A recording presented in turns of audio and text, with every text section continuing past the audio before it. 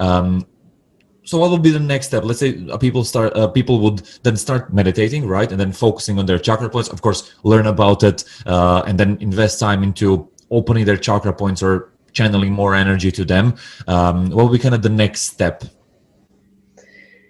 Yeah, so I think the next step, so once you've found, okay, where do I feel like I'm holding tension in my body? Where do I feel like there's blockages in my body? Where am I feeling physical sensations over a period of time? Then you'll know kind of which chakra you wanna look at. Mhm. And exactly what you said, it is as simple as envisioning that point in the body and imagining just a wheel of spinning around, and over time you can look at like the different chakras correlate with a different color, so using colors is really helpful too.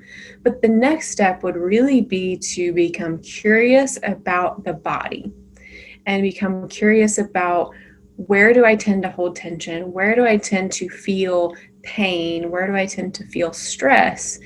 And then it's being able to release those areas through the breath, Mhm. because that can be very transformational and can shift the way that we feel our bodies, the way that we look at our bodies, because really our bodies are the brain. I mean, a lot of people think, like the Heart Math Institute actually believes that the heart is the brain, is like the second brain, because there's more neurons running from the heart to the head instead of the head to the heart.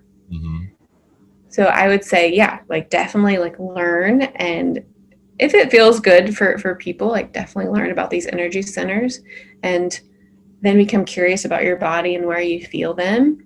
And yeah, and then continue to like build a meditation practice, move your body to move the energy through.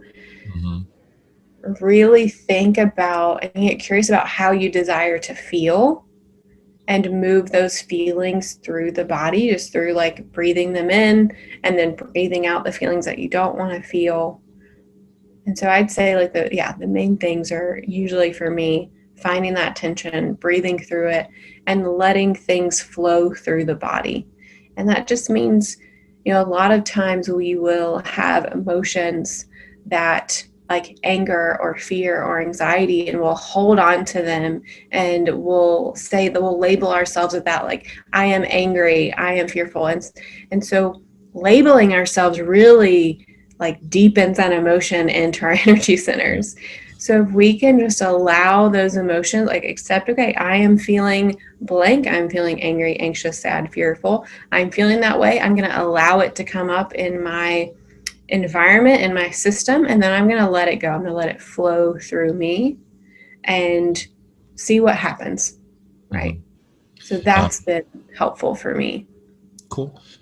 Do you approach your clients that way as well, where you take them to the points and do energetic breath work and all of that, or do you have a different method for approaching them, or if you can guide us through the process, just so we kind of know how it works if people are interested? Yes, of course. So what I do is, I don't necessarily talk to my clients about chakras. I mean, some of my clients are super into it, and some of them it's surface level, and that's totally fine. So what I do is I actually, working with people for 6 months, the first 3 weeks of every month, we kind of talk like this. So what's going on? What are you struggling with? How Mhm. can I support you? And then the fourth week, we do essentially like an energetic clearing or cleansing. So I have them, lay down in a comfortable position. I take them through a meditation, just depending on what they're needing at that time.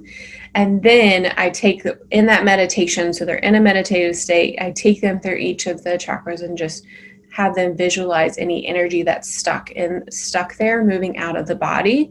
Mhm. Sometimes I'll name those chakras, sometimes I won't. Sometimes I'll, say like there's a white light moving above the head, and then it's moving down into the brain, and then it's moving down into the throat and the heart, and the so we go through all areas of the body and imagine that light cleansing the whole entire body. And every time I do that with clients, they either find clarity, or they feel amazing, or they feel really light, or, there's so many other types of things that they can feel. They have a release of tension.